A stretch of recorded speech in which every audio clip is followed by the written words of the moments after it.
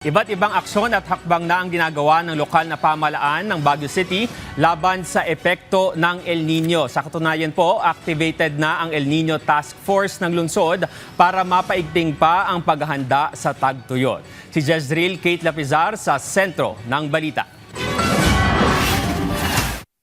Pinangangambahan ng Baguio LGU ang epekto ng Enhanced El Nino sa lungsod, lalo pat inaasahang mas kakaunti ang araw na may pag-ulan na magdudulot ng kakulangan sa supply ng tubig.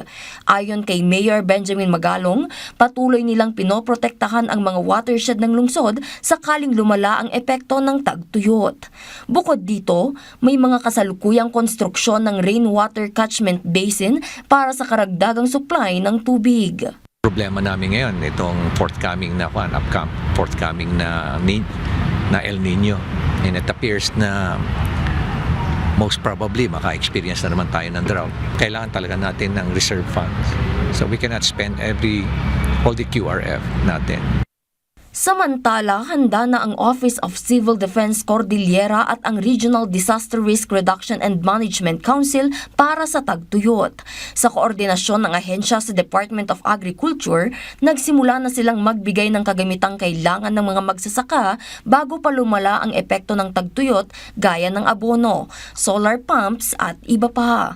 Na-reactivate din ang El Nino Task Force bilang bahagi ng mas maigting na paghahanda ng mga ahensya ng pamahalaan para sa tagtuyot. Kinakalap namin yung mga lahat ng needs ng mga local government units, provinces, and then mag-submit po sila ng recommendation o report.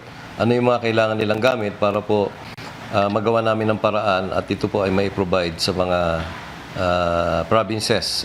Patuloy ding pinoprotektahan ang mga kabundukan laban sa forest fire. Aniya, kumpara sa mga nagdaang panahon ng tagtuyot, mas mababa ang forest fire ngayong taon.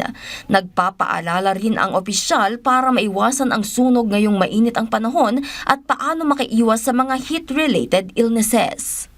Pag meron pong El Nino, nagkakaroon po tayo ng mga water shortage, lalo na po dito sa Baguio City.